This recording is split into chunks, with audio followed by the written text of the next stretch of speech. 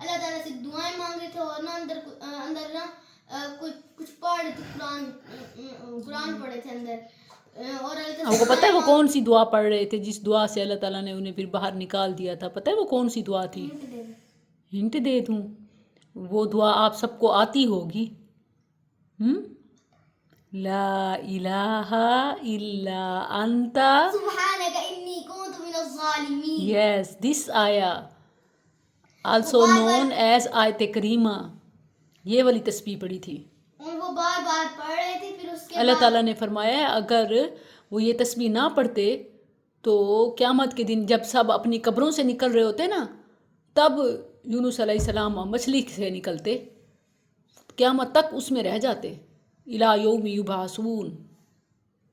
تو یہ تسبیح اللہ کو جو بھی کتنی مشکل میں ہو نا، اتنی مشکل، لائک سمندر کی گہرائی، پھر ڈارکنیس، پھر فش، پھر اس کی بیلی، پھر اندر نو سگنل، نو فون، نو کنیکشن، نو ریلیشن.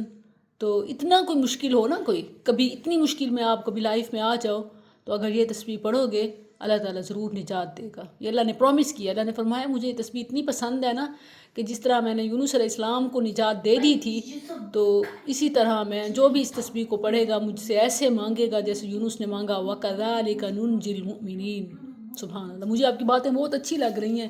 میں نیٹ سے باہر ضرور بیٹھی ہوئی ہوں، لیکن نا مجھے بہت اچھا لگ رہا ہے نا ماشاء اللہ. یہ ایک بوائے کو آپ نے پردہ داری کی وجہ سے پیچھے بٹھایا ہوا ہے، کیونکہ گرلز میٹنگ ہو رہی ہے، گرلز میٹنگ ہو رہی ہے، بوائز ناٹ الاؤڈ.